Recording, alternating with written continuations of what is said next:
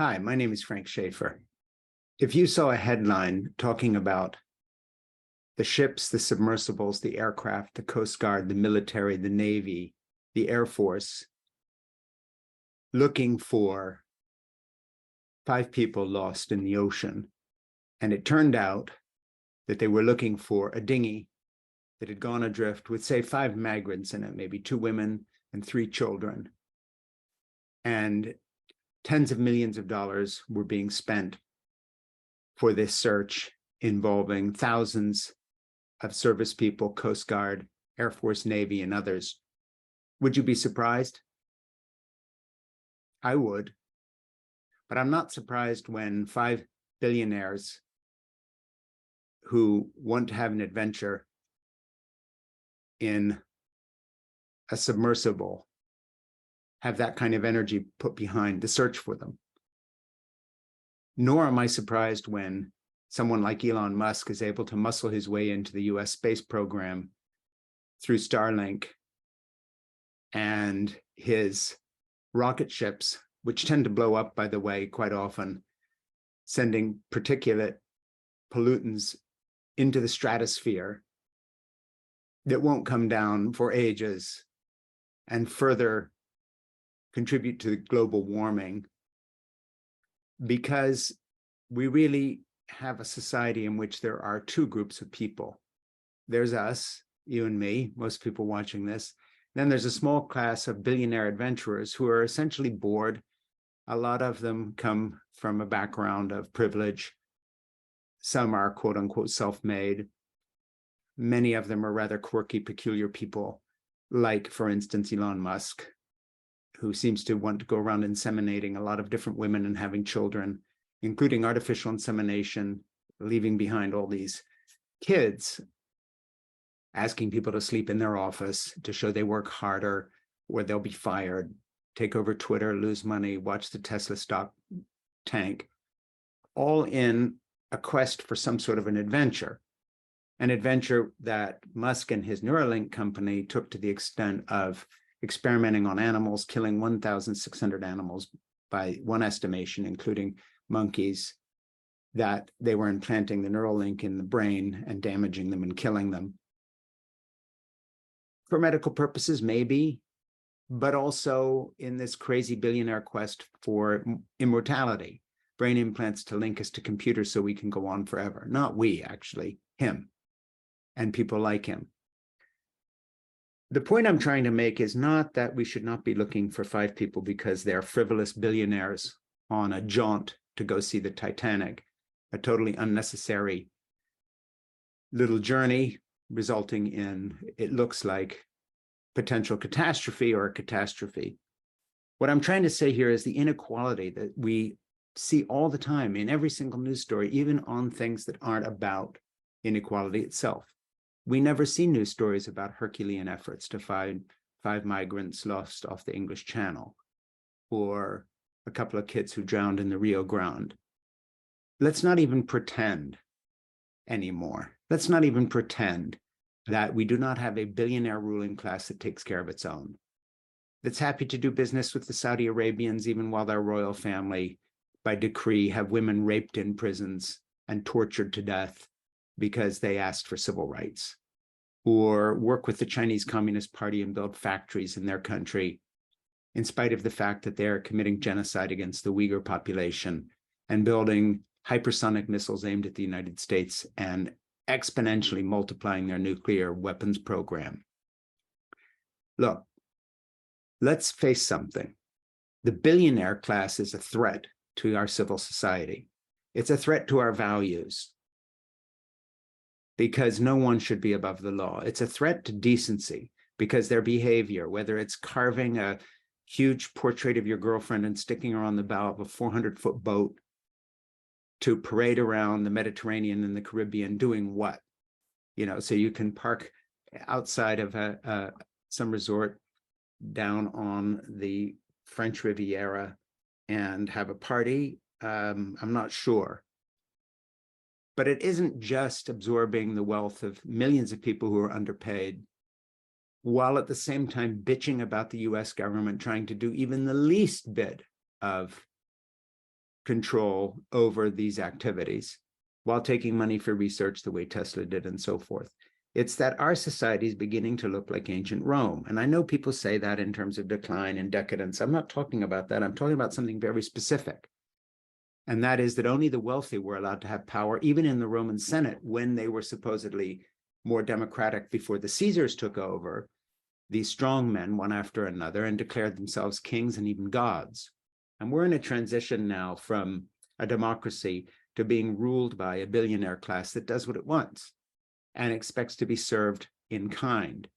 So if you want to get in an untested submersible because the guy that built it refused to have it tested and monitored by agencies that know how to do this, he thought he knew better. Or if you want to build rocket ships that explode and pollute our atmosphere, or put thousands of Starlink satellites into the sky, putting all this crap and space junk up there with no regulation, fine, you're a billionaire, you can do it. You can treat your employees like shit. You can have suits brought against your company, as happened in Tesla, by people saying that it's racist and that it is misogynistic.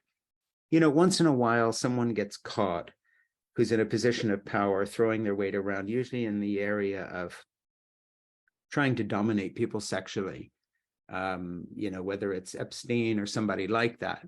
But when it comes to the actual billionaire class, the truly wealthy, those who rule the earth and see themselves as titans of industry and above the law, there's not only no regulation, there's no sense of even demanding fair play. So you're not going to hear very many people besides me saying, listen, if a human life is valuable, it's valuable. Where are the ships, the planes, the personnel looking for migrants lost in dinghies trying to get to the shore of the UK or the United States or anywhere else? Well, of course we're not, because they're brown people from somewhere else. They don't have a vote anywhere. They're stateless. They probably don't even have papers to prove who they are. We don't care about them. Let's admit this. Let's admit that. Let's just tell the truth and say, look, when Elon Musk launches a rocket and something goes wrong, you know, the entire force and money and treasure of the United States will be organized in trying to get his little debauched moon mission or Mars mission that goes wrong back again, especially if he's on board. On the other hand, you know, one person injured on a work site who's an undocumented migrant, there won't even be an investigation of the injury when he cuts his arm off in a meat processing plant, even if he is 12 years old. So I just want to leave you with this thought. And that is that we should start reading every single news story from the point of view of equality of opportunity and meritocracy and frivolous billionaire vacations and adventures, by the way, which are tearing up the planet, including Antarctica, all sorts of places that every single footprint is a disaster, let alone the air and jet fuel to get them there in their private planes. These little billionaire holidays across the globe, $100 million for this little adventure somewhere, or, you know, $150,000 ticket for 3 nights in Antarctica, whatever it may be. I'm sorry, but maybe I'm not the only person who just finds this disgusting. And in ancient Rome, there were writers who were writing about the venality and the decadence of their ruling class and warning the Romans and saying, look, we're going to lose our democracy. And that was when the system was organized to actually favor the wealthy legally. Our system is supposedly not rigged that way. But the fact of the matter is, as this search for this submersible has proved, even a billionaire is protected when they are on a frivolous jaunt. They have more protection than a woman and her child struggling to get away from political oppression, assassination, rape, murder, pillage, torture, blackmail in a Central American country or from Mexico, finds at our border. No facilities for them. And inside our border, the same thing for the rest of us.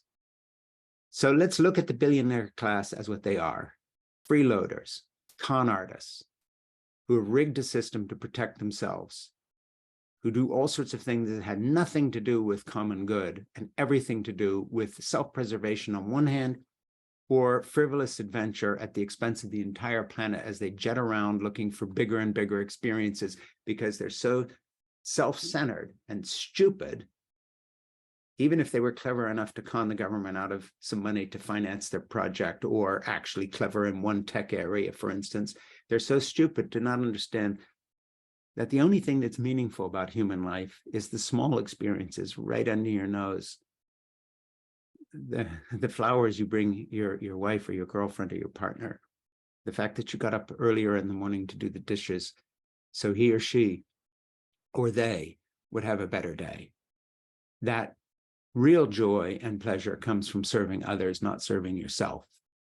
They have completely lost sight of that as they go off on their adventures and they want to go to every big sports match and sit with Saudi princes or whoever it may be.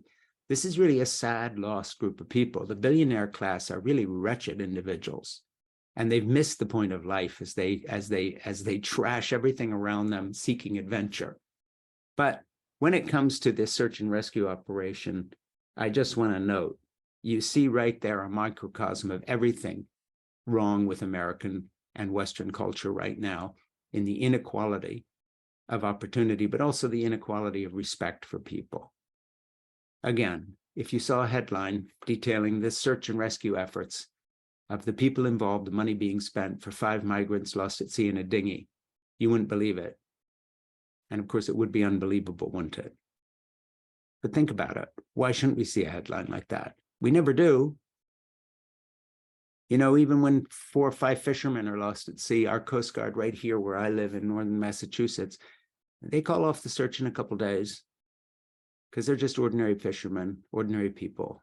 The search doesn't go on forever. My name is Frank Schaefer.